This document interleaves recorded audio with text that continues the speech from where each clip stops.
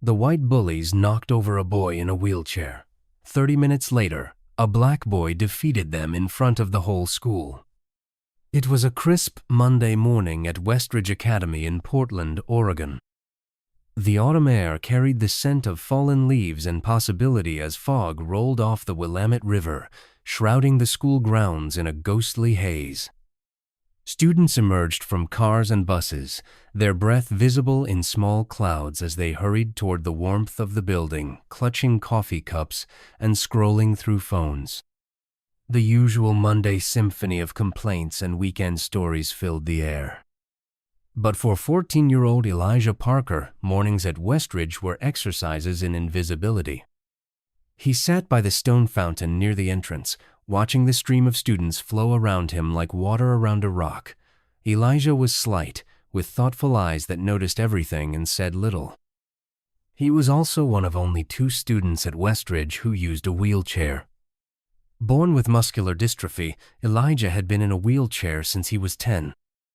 Before that, he'd walked with braces, but the disease had progressed, taking his mobility but never his sharp mind or quiet determination.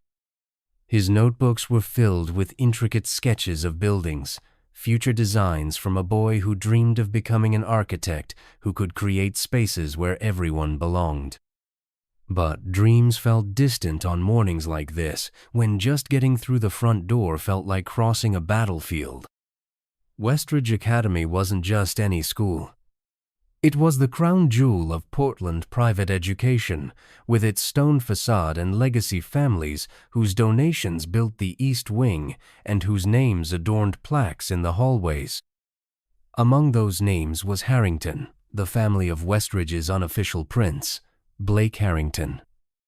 Blake was tall, blonde, and moved through the school with the easy confidence of someone who had never questioned his place in the world. Captain of the lacrosse team, straight-A student without seeming to try, and surrounded by a court of admirers who laughed at his jokes before he finished telling them.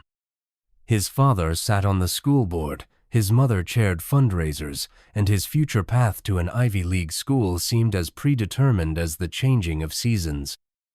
That morning, Elijah was navigating toward the accessibility ramp when Blake and his 2 friends, Tanner and Wyatt, stepped into his path.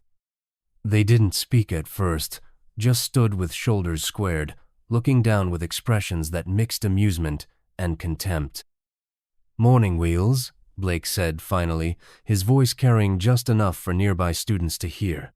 "Traffic's pretty heavy today. Maybe you should have a siren installed." Tanner snickered, reaching out to tap the arm of Elijah's chair, or some hydraulics. Make this thing bounce.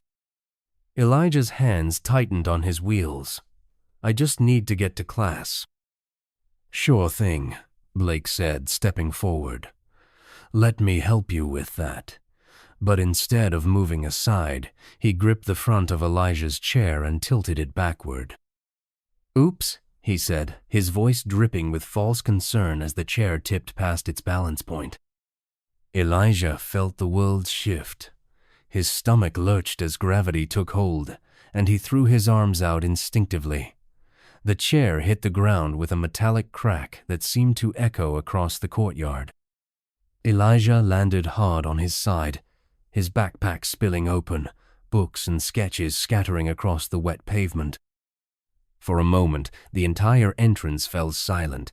Then came the laughter, not from everyone, but enough. Some students looked away, uncomfortable but unwilling to intervene.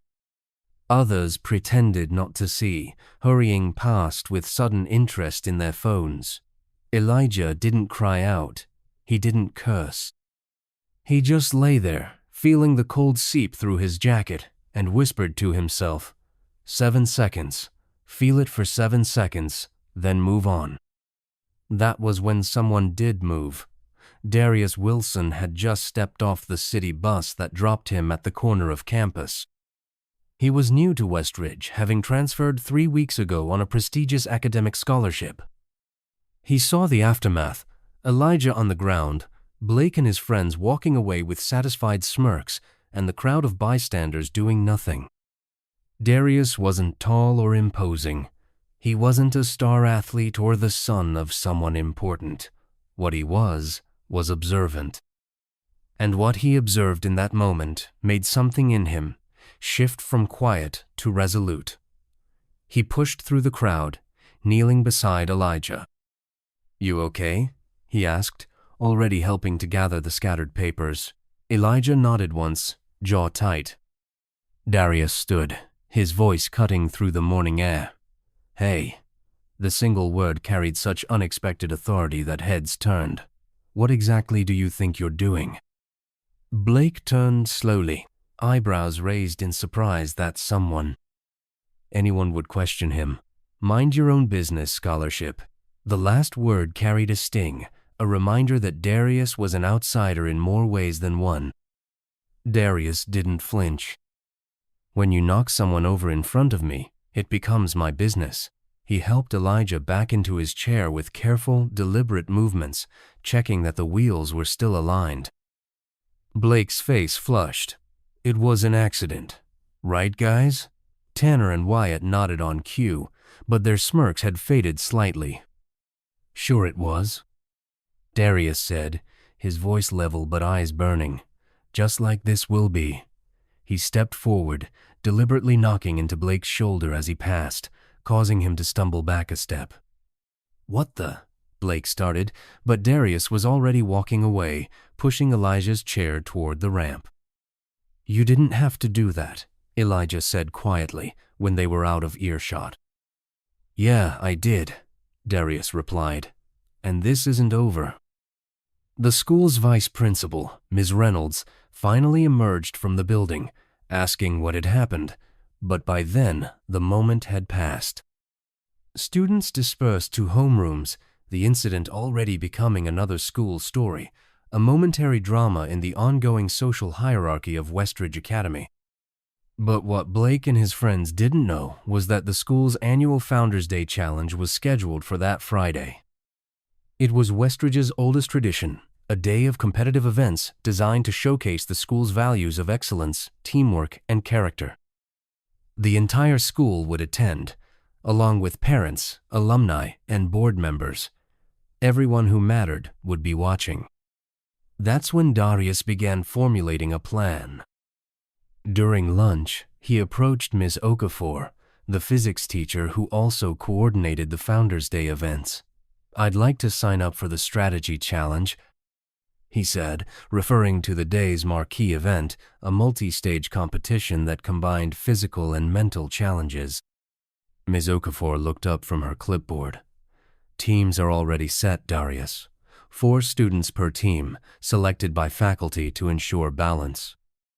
"I know," Darius said, "but I have a proposal that aligns perfectly with the school's commitment to inclusion." He laid out his idea, watching as Ms. Proposal.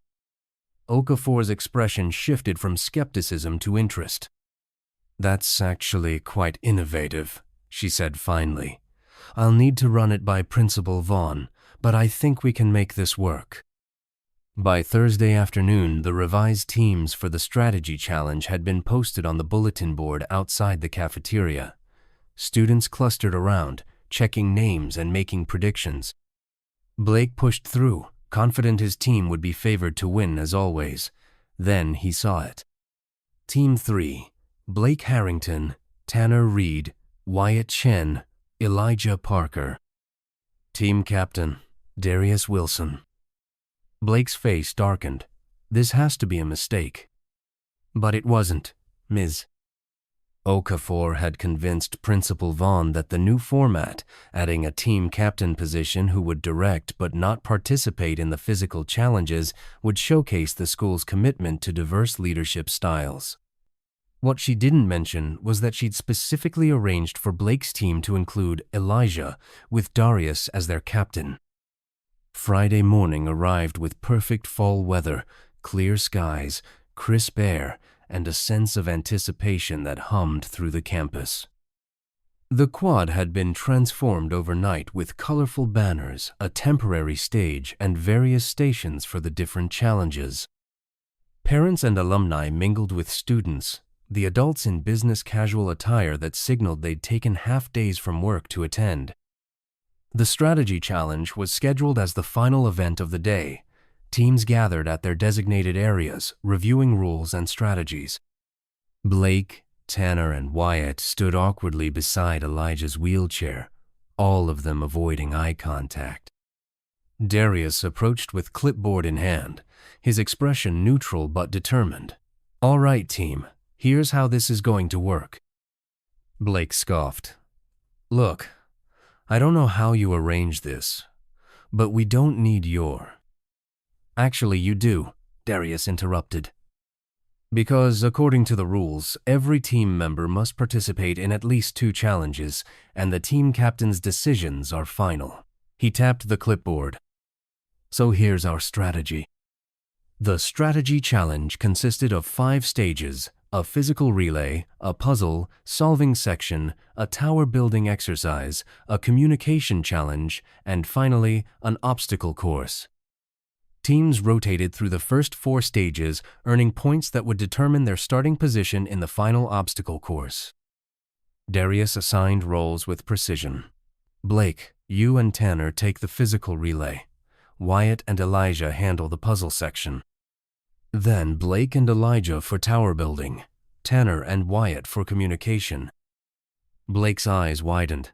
"You're putting him on tower building. That's the most physical part besides the relay."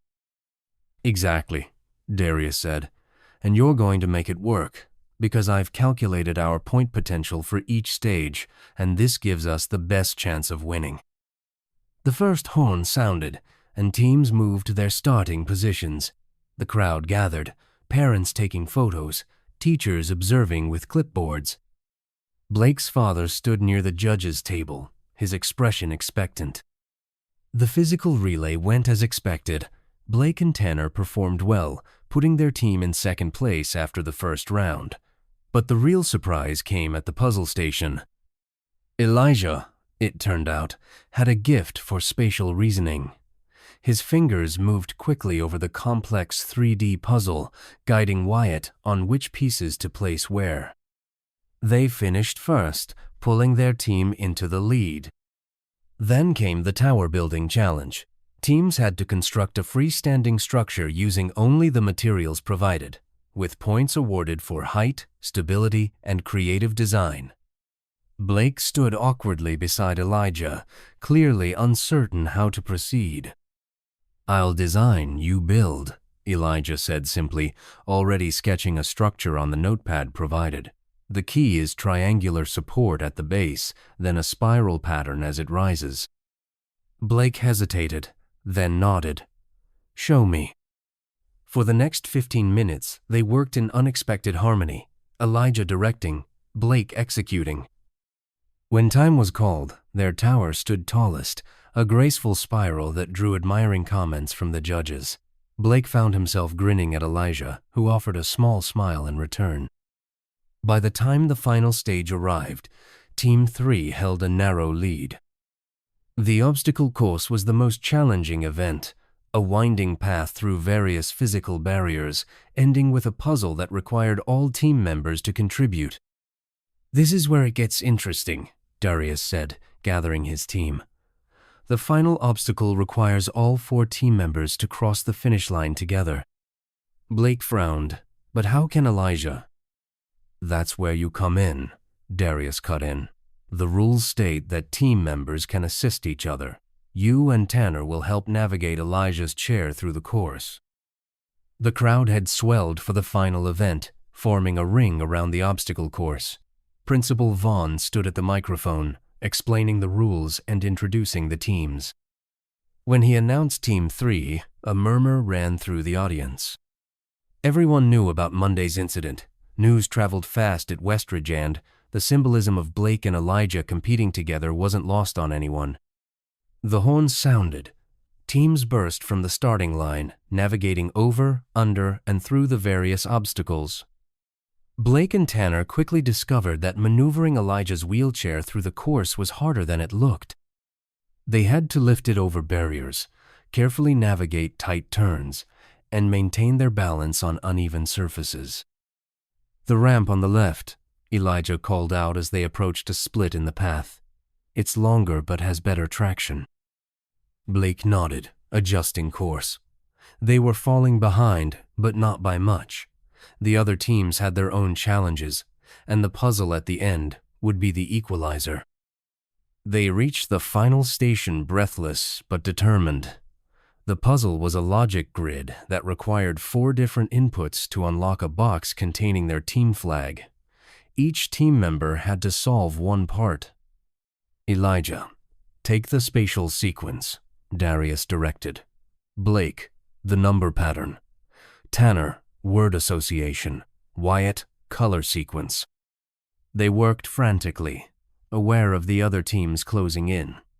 Elijah solved his section first, fingers flying over the tiles. Got it, he said, clicking his pattern into place. One by one, the others completed their sections. The box clicked open just as Team 1 reached the final puzzle. Go, Darius shouted. Blake grabbed the flag, and they raced for the finish line, Blake and Tanner flanking Elijah's chair, Wyatt running ahead. They crossed together, a blur of motion and triumph. The crowd erupted. For a moment, no one moved. Blake stood with his hands still on Elijah's chair, breathing hard, a smile spreading across his face.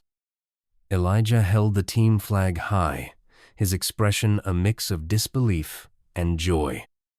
Principal Vaughn approached with the winner's trophy, a silver cup that would display the team members' names for the next year. Congratulations, Team 3, he said, handing the trophy to Darius.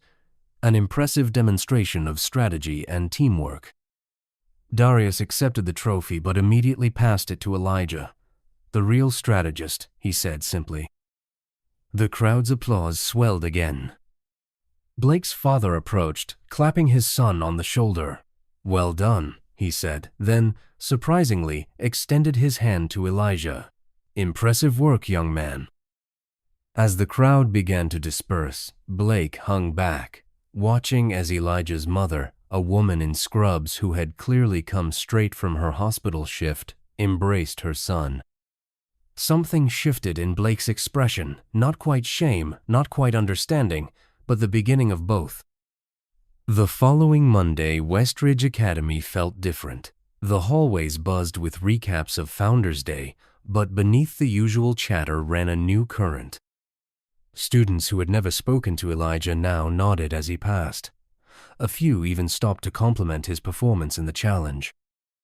During lunch, Darius sat alone, as he often did, reading while he ate. A shadow fell across his table, and he looked up to find Blake standing there, lunch tray in hand. Mind if I sit? Blake asked, his usual confidence muted. Darius gestured to the empty chair. For a moment, neither spoke. That was a smart play, Blake said finally, using the challenge to make your point. It wasn't a play, Darius replied.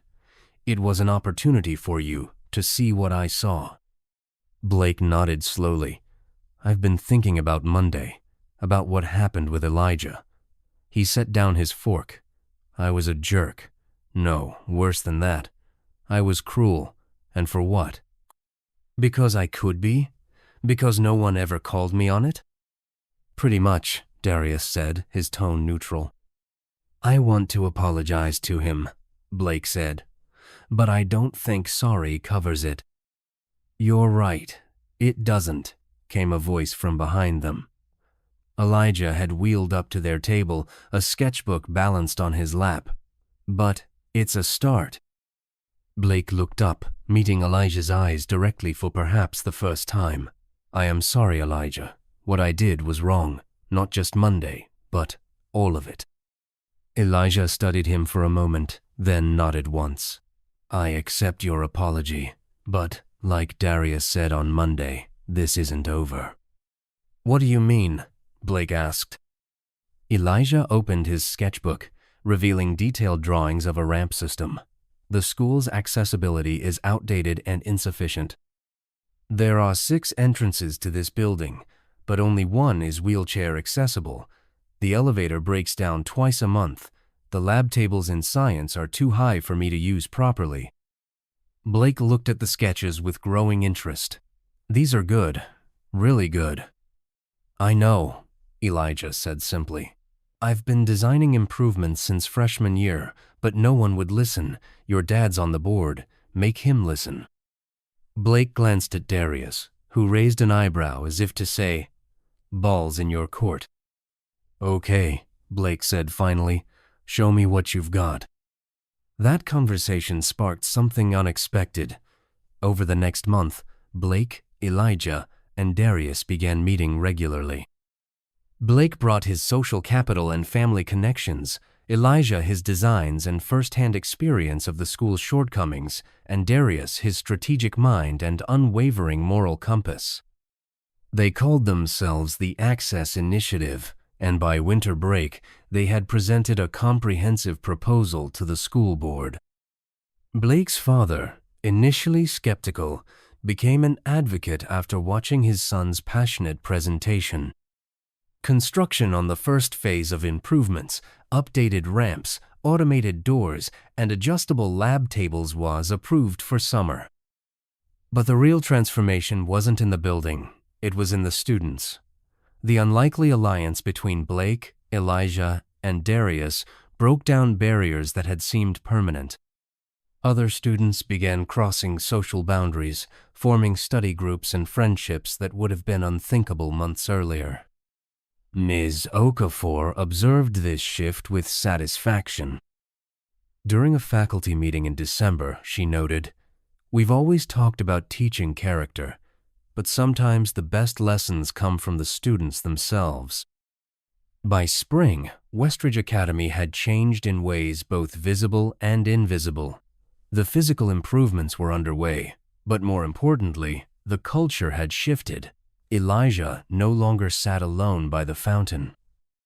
Darius's lunch table was now one of the most diverse in the cafeteria, and Blake, still popular but differently so, had discovered that real leadership wasn't about domination but elevation. On the last day of school, as students cleared out lockers and signed yearbooks, Blake found Elijah near the fountain where everything had begun. "My dad says the board approved the full funding package for the summer renovations," Blake said, sitting on the fountain's edge. "Your designs impressed them." Elijah smiled. "I know. He called my mom yesterday." "So, architect in the making?" "That's the plan," Elijah confirmed. "You?" Blake shrugged. "Still figuring it out. Dad still wants Harvard business, but I'm thinking maybe urban planning or public policy.